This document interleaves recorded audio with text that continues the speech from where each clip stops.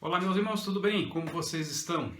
Espero que bem protegidos, se cuidando, se alimentando bem e também ajudando quem precisa, observando aqueles que têm alguma necessidade, especialmente em suas igrejas. E eu queria agora falar um pouco sobre a razão de nós não ceiarmos nesse período e não aderirmos a esse movimento de algumas pessoas que estão trabalhando a ceia online. Nós vamos ver que agora que nós temos algumas razões exegéticas, algumas razões teológicas, questões da teologia bíblica e da teologia sistemática, que nos ajudam a compreender a origem, o desenvolvimento da Santa Ceia e o seu significado, e posteriormente também questões da nossa confessionalidade. Tá? O que vem a ser cada uma dessas partes? Primeiro, a exegese é a interpretação do texto a partir das línguas originais: grego, Novo Testamento; hebraico, Antigo Testamento. Então nós vamos olhar algumas questões aqui, com base no texto do reverendo João Paulo Tomás de Aquino, que está disponível no site do Andrew Jumper, e aproveitar um pouco esse trabalho dele aqui para nós compreendermos que as palavras utilizadas relacionadas à Santa Ceia sempre se referiram a uma reunião de presença, de pessoas presentes ali de fato. Nós vamos ver também a questão da teologia bíblica, é quando você trabalha o que os textos bíblicos em si te trazem de teologia, qual é o ponto do desenvolvimento histórico da teologia da redenção, tá? E a teologia sistemática, que seria a ideia de trabalhar os temas que a Escritura apresenta de uma forma conectando cada texto, conectando cada significado e tendo assim um conjunto de ideias que nos ajuda a ter uma ideia mais ampla e não focada somente naquele texto. Uma outra questão é a confessionalidade. Tá? Nós somos ministros presbiterianos e isso significa que nós temos que seguir a nossa confissão de fé de Westminster. Nós não podemos partir pela nossa própria ideia e devemos tomar as nossas decisões com fundamento na interpretação que a confissão de fé dá da Escritura. Nós cremos na Escritura como palavra de Deus, no entanto, cremos na Escritura seguindo a interpretação que a confissão de fé nos dá da Escritura. E também iremos ver alguns argumentos, algumas questões que são filosóficas para nós compreendermos e refutarmos alguns argumentos que têm aparecido aí, essencialmente tá? Que é a questão do que a internet hoje não estava naquele tempo, tá ok? Nós vamos ver uma certa dificuldade aí em nós trabalharmos a partir dessa perspectiva. Então, começando pelo primeiro ponto que eu falei, que é a questão da exegese, nós vamos ver no texto aqui do reverendo João Paulo, que ele trabalha todas as vezes em que Paulo usa a palavra ajuntar, reunir, dentro do texto de 1 Coríntios capítulo 11, tá? A partir do verso 17, que é onde Paulo trabalha a questão da Santa Ceia. Havia um problema na igreja de Corinto, aqueles irmãos estavam divididos em times, por assim dizer, em facções dentro da igreja, cada um com suas ideias, cada um com um cabeça, um testa ali que guiava esse grupo, pelo menos eles denominavam a partir dessas pessoas, como Apolo, Cefas, que era Pedro, e Paulo. Eu sou da interpretação de que Paulo foi irônico quando ele disse: eu sou de Cristo. Né? Como quem diz, ele não é nem dele mesmo, ele é de Cristo. Mas, a partir dessas facções, a falta de amor, devido à falta de amor que havia dentro da igreja de Corinto, os irmãos, eles usavam mal o momento da ceia. Ou seja, ao invés da reunião produzir algo bom, estava produzindo algo ruim. Tá?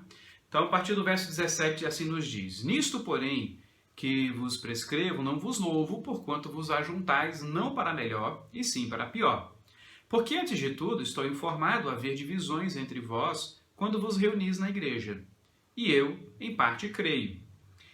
Quando, pois, vos reunis no mesmo lugar, não é a ceia do Senhor que comeis. Assim, pois, irmãos meus, quando vos reunis para comer, esperai uns pelos outros. Se alguém tem fome, coma em casa, a fim de não vos reunires para juízo. Quanto às demais coisas, eu as ordenei quando for ter convosco. Então, há uma repetição de um verbo aqui, há uma repetição de algumas palavras que a gente precisa compreender que elas indicam reunião. O verbo no grego aqui utilizado, que é synerkomai, ele é extremamente importante como algo que tem a ver com reunir-se, apegar-se, se ajuntar realmente. Não é uma questão simplesmente de uma proximidade visual, há uma proximidade física aí por detrás desse verbo. E Paulo, ele vai reunir, quando vos reunir para comer, esperai uns pelos outros. Então, há um aspecto de comunhão e união, de companheirismo aí dentro desses verbos, dentro do texto de Paulo aqui, indicando e exigindo a presença física das pessoas. Então, não há uma fundamentação bíblica para que nós pensemos em estar reunidos de uma forma muito ampla, pela própria natureza do que é a Santa Ceia, que nós vamos trabalhar mais para frente, tá ok? E aí você pode depois ler o texto do reverendo João Paulo para ter mais ideia do que ele está falando, mas eu queria aproveitar justamente essa questão exegética. Então, qual é o ponto exegético? As palavras que são utilizadas para a Santa Ceia, elas indicam reunião presencial, física, proximidade física. Há elementos da Santa Ceia que, para terem o seu devido desempenho, estão ligados à presença física das pessoas próximas umas das outras. Um segundo aspecto que é muito importante nós entendermos, que são as questões de teologia, e aqui é uma questão da teologia bíblica, que é de fato compreendermos que sim, a Santa Ceia ela se desenvolve como o pano de fundo da Páscoa judaica. É o sangue do cordeiro que foi passado nos umbrais das portas da casa dos israelitas, né, no tempo do Egito, e a partir desse sangue, isso marcava aquela casa, e a morte que Deus enviou para matar os primogênitos passava ao largo das casas de quem tinha esse sangue nos seus umbrais. Ainda que nós tenhamos de fato isso como um fundamento básico inicial, nós temos que entender que a nossa Santa Ceia é um desenvolvimento disso. Isso é fundamento, mas não é o todo. Tá? Por exemplo, naquele tempo as crianças participaram. Paulo, quando ele nos instrui sobre a Santa Ceia, ele coloca que precisa haver discernimento do corpo. Então, isso é um exercício que as crianças não estão prontas a fazer. Por isso, por exemplo, não damos Santas Ceias para crianças. A gente não aceita essa participação delas. Elas ainda não têm como discernir do corpo. Além disso, também, a Santa Ceia ela já ganha aspectos teológicos que não havia no tempo ainda da Páscoa judaica, que é a revelação do próprio Messias, que vem se mostrar como aquele que vem se unir a seu povo. Ele se torna um de nós, tá? Ele encarna, se torna ser humano conosco. Além disso, ele também nos torna participantes de suas coisas. Por isso a ideia de comer do seu corpo e de comer da sua carne, quem não o fizer, não tem parte com ele. Ou seja, quem não crê na obra dele, quem não se ajunta na obra dele, não tem parte com ele. E isso também é um aspecto que não estava no Antigo Testamento. Não existia isso no Antigo Testamento. Ou seja, a revelação progrediu e nós precisamos compreender, então, que não basta você dizer que a Santa Ceia tem como fundamento a Páscoa judaica, que, portanto, podemos simplesmente imitar. Sendo assim, então, não vamos usar o cálice e o pão. Vamos pegar um animal e molar e tacar sangue nas nossas portas, né? Aí ninguém quer fazer, né? Porque a mulher vai brigar porque vai ficar sujo. Então, também não cabe aí. Há um desenvolvimento na revelação dessa celebração, desse sacramento, desse símbolo, desse sinal do povo de Deus. Tá? E uma questão sistemática, uma questão da gente compreender o que Jesus está trabalhando aí, que é a própria ideia da unidade da igreja com o seu Redentor. A igreja tem uma união mística com Cristo. Essa união mística, ela está representada na Santa Ceia. O Cristo que dá o seu corpo pela sua igreja, de modo que agora a sua igreja se torna o corpo dele e ele é o cabeça dessa igreja. E, além disso, o próprio símbolo ele tem o intuito de falar de união, de falar dessa presença conosco para nós partirmos o pão. Não tem como eu compartilhar do pão se eu estou em casa comendo o meu pão e você está na sua casa comendo o seu pão. Se eu estou em casa comendo a minha própria ceia e você está em casa comendo a sua ceia. Às vezes comiam tudo sem aguardar uns pelos outros. Tá? Comiam sem deixar com que o pobre que não tinha o que comer em casa pudesse chegar lá e desfrutar do banquete que era ali feito pela igreja naquele tempo. Então, a ideia que Paulo ainda vai usar no texto de Corinto e que serve para nós aqui teologicamente compreendermos é que faz parte do rito termos essa espera, esse aguardar uns pelos outros. Inclusive, eu não gosto de servir Santa Ceia de modo que todo mundo já toma o elemento na hora que ele está sendo servido. Eu gosto de pegar o elemento, distribuir o elemento e todos comermos juntos e tomarmos do cálice juntos, esperarmos uns pelos outros. Então, esse memorial, ele está firmado nessa ideia de que o povo de Deus ele está unido com Cristo Jesus. Nós estamos formando um só corpo. E assim é um aspecto espiritual da presença de Cristo que ela é real na ceia, tá? Não nos elementos. O pão não se transforma, o vinho não se transforma, não há qualquer mutação aí ocorrendo, mas espiritualmente Cristo está presente na ceia, e isso é o Espírito de Deus, o Espírito de Cristo, quem cuida de operar, nos elevando aos céus por meio da fé na presença de Cristo. A questão é que geralmente nós associamos a palavra espiritual com metafórico, abstrato, e não é isso, irmãos. A ideia do espiritual é uma realidade. Tá? O que é espiritual é real, tá? É verdadeiro. Pode não ser algo concreto no sentido materialista, no sentido palpável das minhas sensações, mas espiritualmente estar lá é estar lá, tá? Não é uma metáfora, isso não é um modo de dizer simplesmente ele é uma parte de Jesus.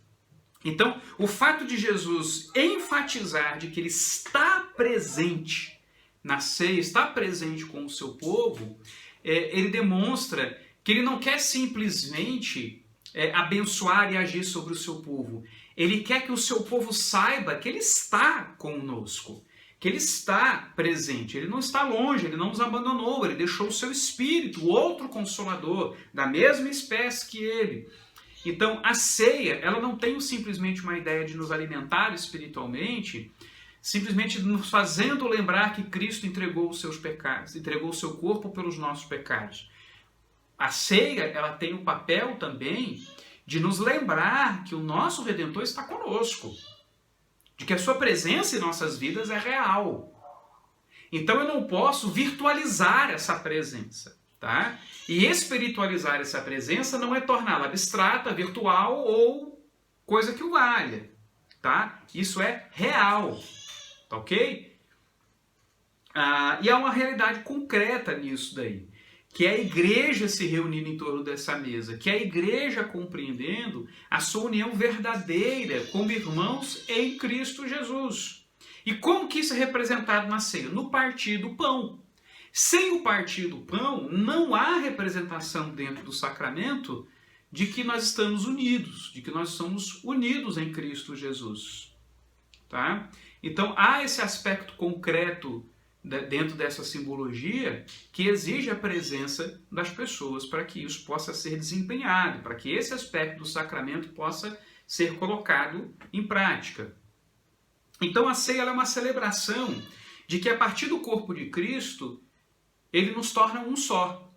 Então, a ênfase do símbolo está na divisão de Cristo no seu corpo para que a igreja estivesse unida. Então, se nós não temos como partir o pão, não temos como vivenciar isso. Agora, o aspecto confessional, lembrando que nós seguimos a Confissão de Fé de Westminster, nosso símbolo de fé, que é a nossa forma de interpretar a Escritura. De que modo nós interpretamos a Escritura? Está na Confissão de Fé. A Confissão de Fé, no seu capítulo 21, sobre o culto público, né? E ele considera que o culto público ele é uma ordenança, tá? Nós vamos fazer um desenvolvimento aqui da questão confessional. Então ele diz no ponto 8, este sábado é santificado ao Senhor, falando do dia do Senhor como dia devido, e chama no sábado cristão, que é o domingo, na confissão de fé. Ele fala do sábado no sentido da cessação, do descanso, e não no dia da semana, tá? É o significado da palavra sábado, não o dia sábado. Tendo devidamente preparado os seus corações e de antemão ordenado os seus negócios ordinários, não só guardam durante todo o dia um santo descanso de suas próprias obras, palavras e pensamentos a respeito de seus empregos seculares e das suas recreações, mas também ocupam todo o tempo em exercícios públicos e particulares de culto e nos deveres de necessidade e misericórdia. Então a confissão de fé entende que nós temos de ter culto público. Isso é uma ordenança, nós precisamos ter culto público.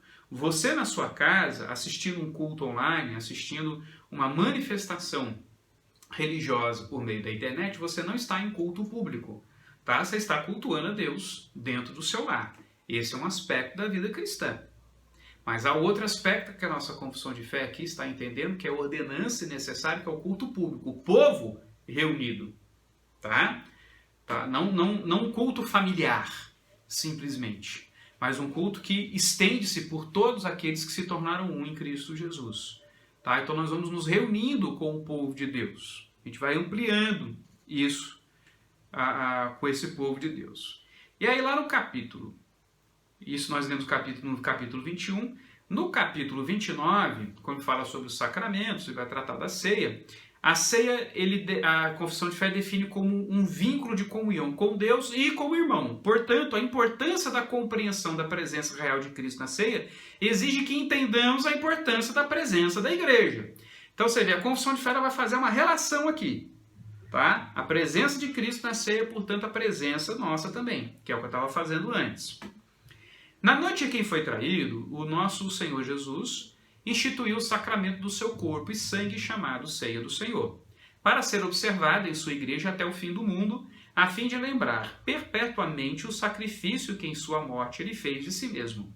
Selar os verdadeiros crentes os benefícios provenientes desse sacrifício para o seu nutrimento espiritual e crescimento nele e a sua obrigação de cumprir todos os seus deveres para com ele, e ser um vínculo de penhor da sua comunhão com ele e uns com os outros, como membros de um só corpo místico.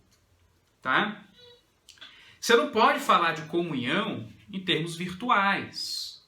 Tá? A ideia de comunhão ela envolve a proximidade física. O próprio sentido da palavra envolve essa proximidade física. Né? Nós podemos ter um momento ali de troca, de oração e tudo mais, mas a comunhão ela é vivida no ajuntamento. Tá? Você não vê, desde o Antigo Testamento, o povo de Deus, cada um no seu canto, você sempre vê ele em solene ajuntamento, o povo se reunindo para fazerem as coisas. Tá? Há um encontro aí. Um outro aspecto que é necessário nós entendermos é que dentro da Constituição da Igreja Presbiteriana e dentro da confissão de fé, quem deve administrar a ceia é o ministro do Evangelho. Tá? A ideia é manter a pureza do sacramento, é manter a sua identidade teológica. Então, nessa ordenança, o Senhor Jesus constituiu os seus ministros para declarar ao povo a sua palavra de instituição, orar, abençoar os elementos, pão e vinho, e assim separá-los do comum para o uso sagrado. Tomar e partir o pão, tomar o cálice dele, participando também, e dar ambos os elementos aos comungantes, e tão somente aos que se acharem presentes na congregação. Tá? Então, o ministro administra, e a confissão de fé entende que Cristo levantou os ministros para fazer essa obra, para fazerem isso, os conclamou para trazerem essas coisas, tá? Como manifestação do sacerdócio de Cristo sobre a vida da igreja. A questão é a instrução bíblica, é o papel daquele que instrui a igreja biblicamente em manter a pureza do sacramento, para não virar o que virou. Já vi igreja fazendo Santa Ceia com pipoca, com Coca-Cola e tal, ou seja, começa a inventar e a distinguir-se daquilo que Cristo ordenou, para que fisicamente, visualmente, a coisa pudesse remeter a Ele, né? Então, e mais uma vez enfatiza aqui a necessidade da presença. Então, o ministro, ele administra, o ministro, ele dá isso à igreja, aos que estão presentes, tá? É por isso que, por exemplo, quando nós vamos levar Santa Ceia para uma pessoa que não tem podido frequentar a igreja, nós fazemos um culto, tá? Muitas vezes levamos até outras pessoas. Às vezes não é possível, mas fazemos um culto à exposição da palavra, a canto, a oração e a Santa Ceia, tá? E mais um ponto que a confissão de fé, então, dentro desse mesmo capítulo aqui, do capítulo 29, né? Lemos agora o ponto 3, lendo agora o ponto 4, é que a missa ou recepção do sacramento por um só sacerdote ou por uma só pessoa, bem como a negação do cálice ao povo, a adoração dos elementos, a elevação ou procissão deles para serem adorados ou sua conservação para qualquer uso religioso são coisas contrárias à natureza desse sacramento e à instituição de Cristo. Então, enfatiza aqui ele está falando, né, a confissão de fé está falando com a ideia de você entender que o elemento em si, por si, é sagrado e passar a adorar, está aqui criticando algumas ações católicas, né? Mas o interessante é que ele diz aqui, a recepção do sacramento por um só sacerdote ou por uma só pessoa, tá? Então, mais uma vez, a confissão de fé está compreendendo que tem que ter a presença real para que isso seja compartilhado de fato, tá? Eu perguntaria àqueles que dizem que você pode compartilhar de casa, que está todo mundo unido pela internet, se você pode fazer uma live ou fazer uma videochamada com a pessoa que está passando fome e dizer para ela, vamos compartilhar esse prato de comida aí, tá? Eu como daqui e você enche a barriga daí. Não existe isso. Por quê? Porque não há compartilhamento real, tá? Isso é falso, essa ideia. Você pode compartilhar algumas coisas, palavras e tudo mais, porque elas não exigem meios físicos. Mas a ceia é um partilhar do pão, tá? A ceia é ter comunhão e união. E essas coisas são vividas fisicamente, tá? Essas coisas são vividas por nós em nossa situação de seres corpóreos fisicamente, tá certo? Uma última questão que eu tenho visto aí, alguns argumentos do tipo, por exemplo, que eu li um certo texto, uma pessoa dizendo que a internet ressignificou a ideia ou deu um novo significado para presença. Isso é um erro de anacronismo, ou você querer usar um argumento de hoje para interpretar a Bíblia, usar uma compreensão de uma palavra de hoje para interpretar a Bíblia, tá? Você tem que entender como a palavra era entendida e usada naquele tempo. Presença é presença, tá? Se hoje chegou a internet, eu preciso interpretar a internet a partir da Bíblia. Isso é um erro metodológico, tá? Que vai me gerar um erro de conhecimento. O meu conhecimento, ele se fundamenta nos tempos ou o meu conhecimento se fundamenta na palavra de Deus? É a palavra de Deus que tem que interpretar a internet e dizer para a internet, você não é suficiente. Dizer, você é um bom instrumento, você pode ser utilizado até certo nível, mas não é suficiente, tá? E não dizer para a igreja, falar, olha, a internet chegou, então agora a gente pensava assim, agora a gente vai pensar assado. Tá? Muito cuidado com isso. Muito cuidado com essa situação. Ok? Eu espero ter aqui esclarecido porque nós não temos tido Santa Ceia, especialmente na Igreja Presbiteriana de Valinhos.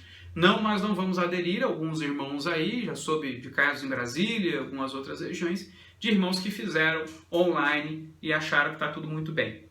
Tá? Não há uma decisão do Supremo Concílio sobre isso e a sabedoria nos ensina que na dúvida não faça e não sai fazendo e sai tomando decisões. Ao mesmo tempo também, percebemos que o Supremo Conselho vai precisar se mexer e tomar uma decisão final e baixar uma resolução, tá? Sobre isso daí e dirimindo essas dúvidas e argumentando de uma vez por todas qual será a posição oficial da Igreja Presbiteriana do Brasil. Mas essas são as razões que a Igreja Presbiteriana de Valinhos não tem feito, tá bom?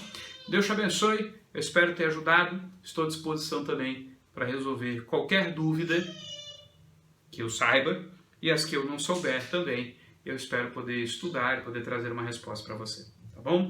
Deus te abençoe e não se esqueça, amanhã nós teremos a nossa transmissão ao vivo do momento de devocional, logo depois estará disponibilizada a nossa aula de escola dominical e à noite nós teremos às 19 horas o nosso culto, sendo aí disponibilizado também no YouTube, tá bom?